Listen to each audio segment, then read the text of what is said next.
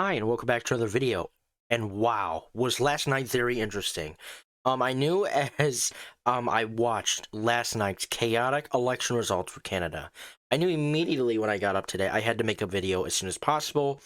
And yes, this is my election analysis on the 2025 federal Canadian election, or election in Canada, which has been quite the watch, very interesting, and a lot to talk about. I'm going to be talking about four separate things, so hang around, and please don't go away.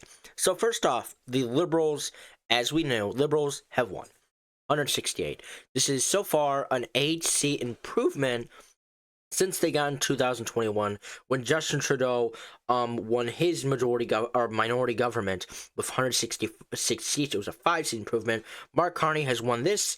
I assume is a minority government. It hasn't been called yet with this 8-seat majority. Now, these are leaning seats. This is the actual elected. But if everything holds up, if all these leaning seats go for each and every party as of right now, if nothing else flips, we're looking at these. 168 seats for the Liberals, 8-seat improvement, 144 for the Conservatives, 23 for the Bloc, 7 for the NDP, and 1 for the Green. Now, there are several things I want to talk about here, but most importantly is the Liberals have won. They are most likely going to get a minority government. I know I originally predicted a majority government. I do believe that in my prediction, I definitely overestimated the Liberals, and I underestimated the Conservatives. But despite that, what I have predicted is that the NDP would be wiped out, and we are seeing that in British Columbia. As you can see here, right, in British Columbia, you are seeing a lot of blue, and you are seeing quite an improvement for the Conservatives. If it lets me get to British Columbia, I don't know why it's doing this to me. Let me back out. In British Columbia, you can see a lot of blue. Now, where you wouldn't see blue is if you went to the 2021 federal election and you looked at the map at British Columbia. Look at all that yellow. Yes, there's blue. Yes, there's red, but there's massive yellow. Then you take a look at it. Now, all that yellow is gone. The Conservatives have wiped out the NDP in British Columbia. Now, it was expected or predicted that the Liberals would have wiped out the NDP in British Columbia.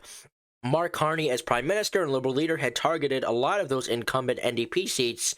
However, it looks like the Conservatives got to them before the Liberals could. Which obviously, is good for the Conservatives, horrible for the NDP. Both the Liberals and the Conservatives targeting those incumbent seats. However, however, the NDP looks like they're about to probably keep this seat. I don't know if it's been called yet. It has not been called. This race, which usually is very safe for the NDP here, they won it around last time. It has not been called yet. And it is very, very close. We will see if the Liberals are able to flip this seat red for the first time in a very, very long time. Or if the NDP is able to squeak out a win here, the incumbent. So that will be something to watch.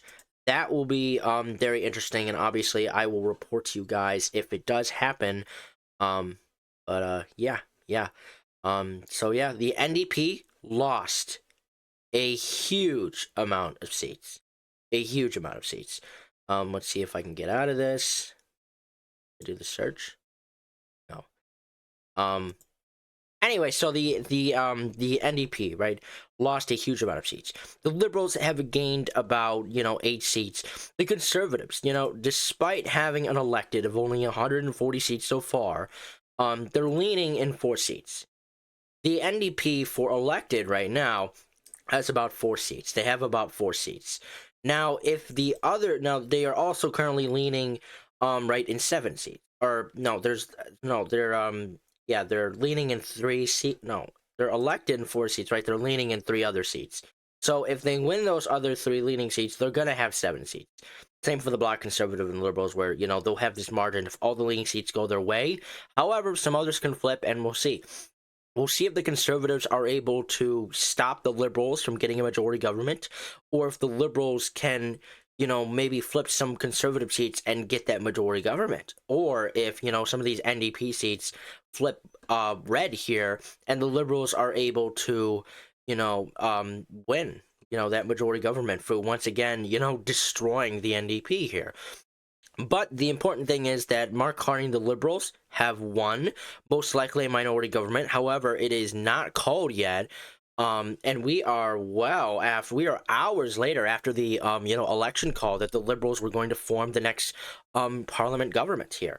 But obviously this is a very disappointing night, both for the Conservatives and the NDP. I say much more for the NDP because they've been completely wiped off the board. The Conservatives have probably less to complain about. Despite losing another election, they have improved their voting margin since 2021 when Aaron O'Toole led the party.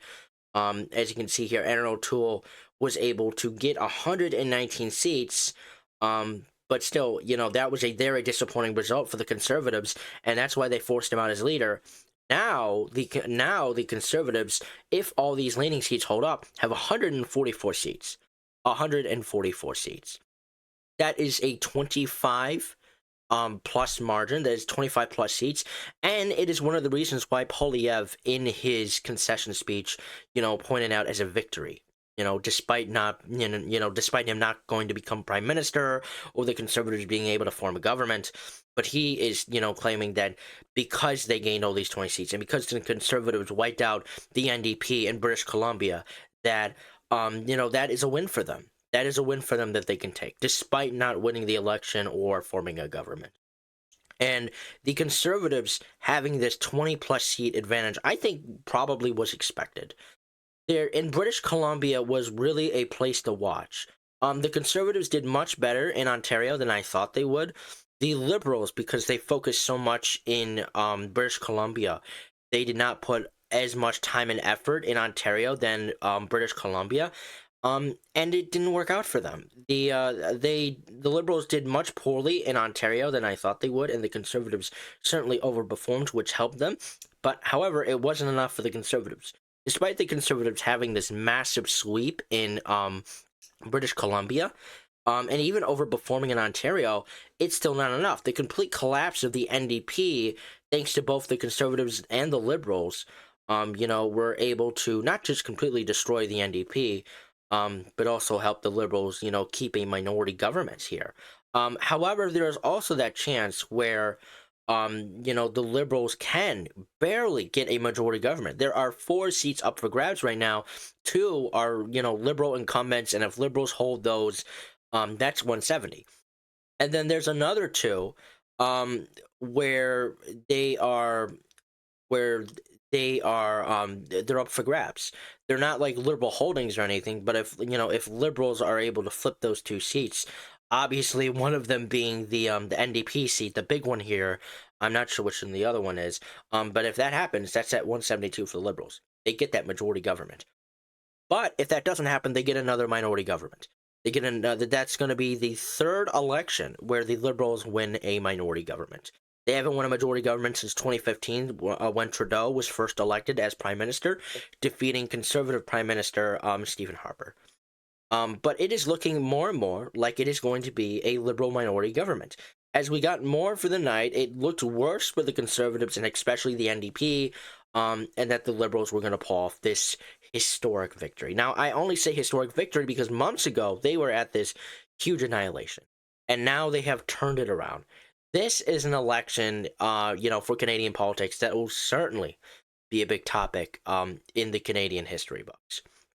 But the 2 other things I want to talk about, the 2 other things that I want to discuss, are Pierre Poilievre losing his seat.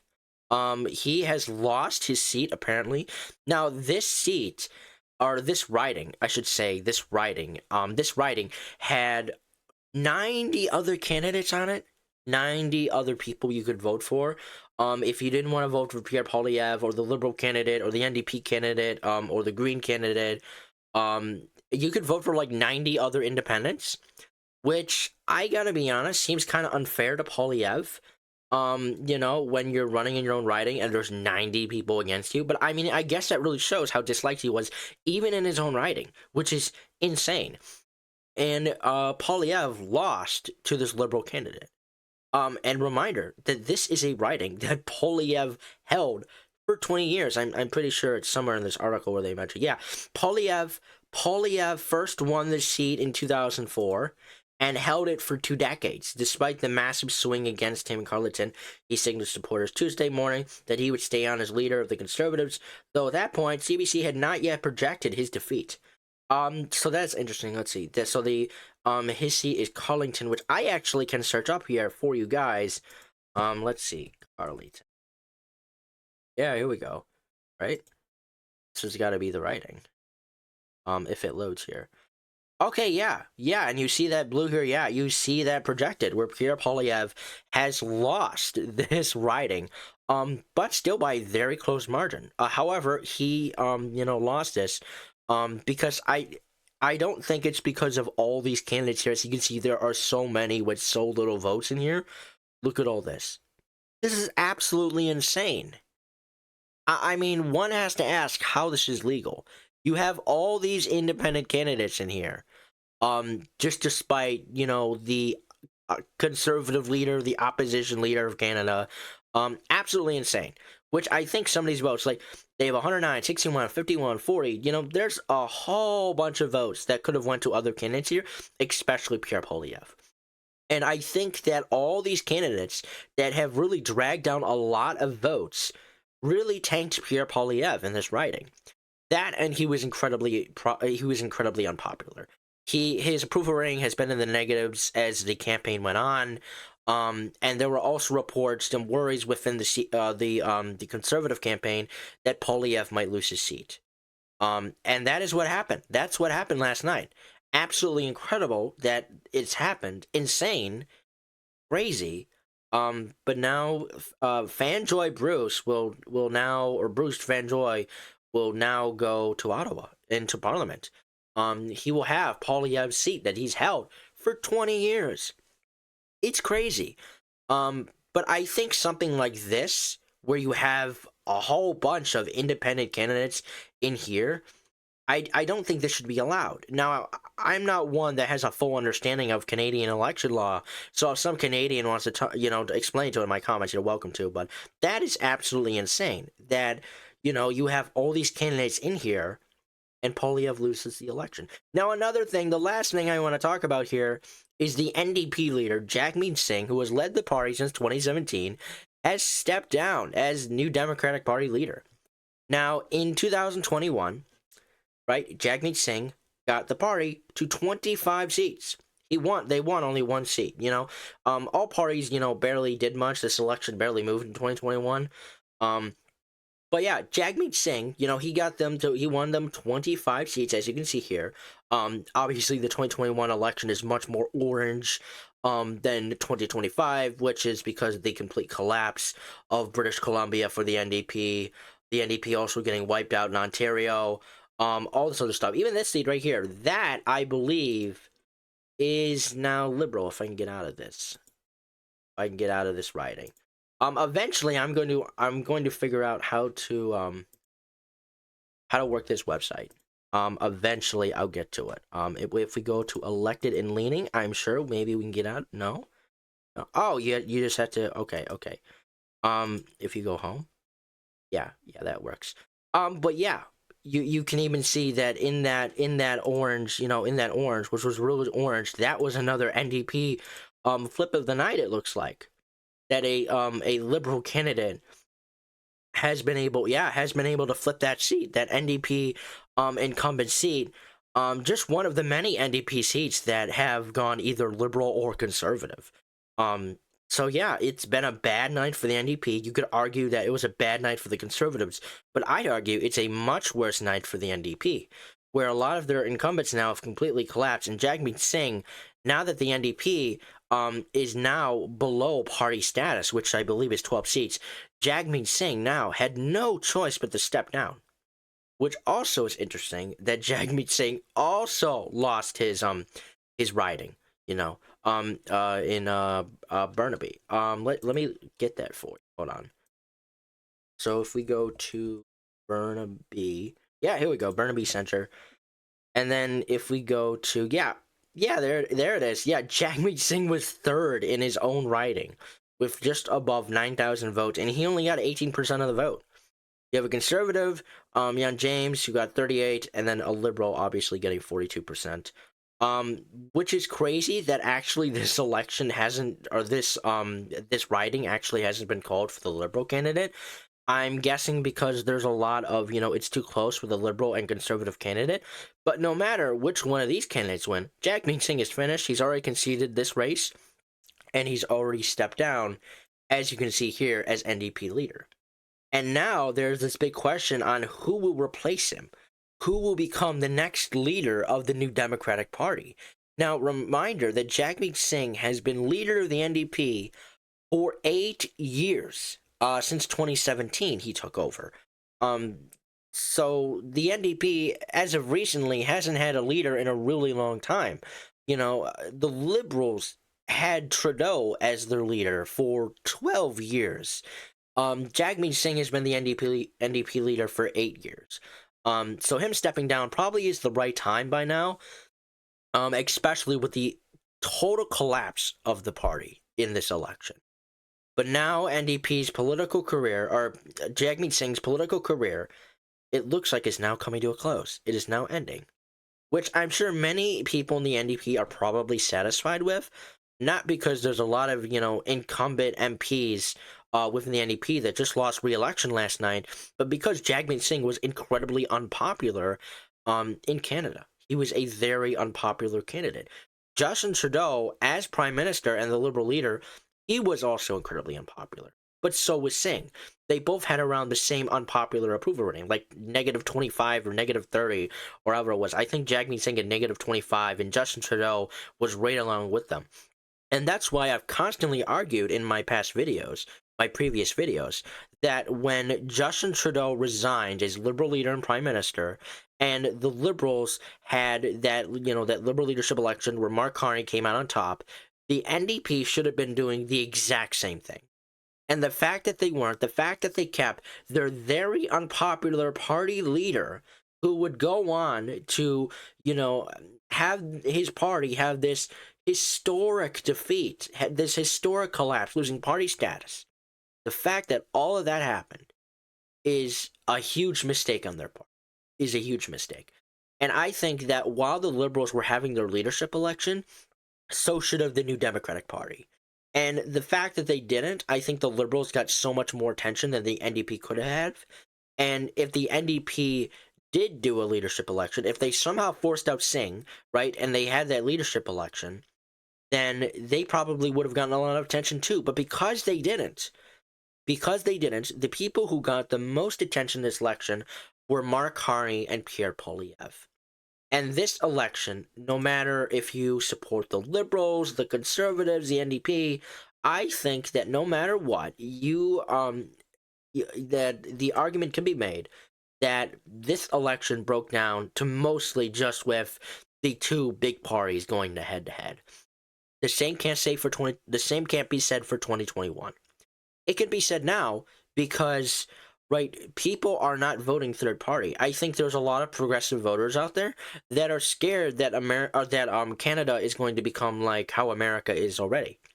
And that there were probably some like lifelong NDP voters or some Green voters that didn't vote for their party and voted for the Liberals because that they didn't want that to happen. They didn't want Pierre Poilievre and the Conservatives to come in and do what Donald Trump is already doing. So by them completely abandoning the NDP and flocking back to the Liberals is what we saw last night. And this election was certainly one for the history book. We have, right, Mark Carney staying on as Prime Minister, Pierre Poilievre, the Conservatives, losing this election, but still gaining 20 seats, the NDP being completely wiped out in British Columbia, and their leader resigning, and then Pierre Poilievre losing his seat, the Bloc, still winning some seats in Quebec, but, not making as much progress as they would. But still, there are some ridings here that have a lot more counting. This one, I am going to be focusing on. Not because it's a huge one, but because it is a seat that usually goes for the NDP. And if it doesn't, if there is a flip, it is going to be something worth talking about. However, I think the most interesting thing about this is where the Conservatives go from here. Pierre Poilievre has lost his riding seat, and he has also lost the election. His biggest thing, his biggest gimmick was, I'm a prime minister in waiting. Just wait for the election, and my party will win. Now, that's not happening anymore. That's not happening anymore. Pierre Poilievre has not only lost a federal election, but he has also lost an election in his own seat. I'm sure there's a lot of people within the Conservative Party that are looking to do a coup. They did it to Aaron O'Toole. I'm certain they can do it to Pierre Poilievre. There is going to be a leadership vote on his confidence. And if there are some conservatives that break here and say, he lost the election, we can't keep him around anymore, he is probably not going to be conservative leader or opposition leader for much longer. However, Pierre Poilievre has a way of, remaining conservative leader. It can be done. He could force, or the Conservative Party could force, an MP, a conservative MP, to resign, and trigger a by-election so Poilievre can run in it and then win it, and then he can have that that seat in Parliament where he can remain as leader of the Conservative Party. But why go through this election and just do that? Just to save your leader. Why do that? But I think that's the only way at this point that Pierre Poilievre can really hang on to power here. If he doesn't do that, and the Conservative Party decides to kick him out like they did to O'Toole, then I think it might be over. I think it might really be over for Poilievre. But we still have, a long way to go. Not all the ridings have been called. It is still unclear if the Liberals are going to win a minority or majority government. I think it's going to be a minority, and it's going to be very close. But if Liberals are lucky and they pull off a miracle here and they get a majority government, then I won't be surprised. But however, CBT News has already called a minority government for the Liberals. However, CBC has not, and some others have not. So it might be unclear, but I think as of right now, the Liberals are probably going to be getting another minority government. It's looking more and more likely as we get more into this second day here, where the Liberals have this 168 currently elected, 162, 140, 22, 4, and 1. So I think we are probably going to be seeing, that another Liberal minority, where the Liberals are probably going to do another coalition with the NDP and the Bloc.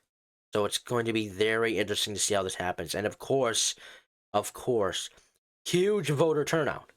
Huge voter turnout. Look where we were 4 years ago for the Liberals and Conservatives. Only 5 million, right? Now, it's 8 to 7 million. Huge voter turnout. Massive. Clearly massive. But yeah, there's still a lot more things to happen, a lot more things to go on, and eventually we're going to be talking about who can replace Jagmeet Singh. Can Pierre Poilievre survive a leadership contest? All this stuff that could happen. What is Mark Carney's next agenda going to be looking like now that he's going to remain as prime minister? On all this other stuff that could happen, and I will keep you guys updated. There'll be a lot more videos about it. But until then, thank you all so much for watching this probably long video. If you guys enjoyed, please like and subscribe. And I will see you all in the next video. Bye.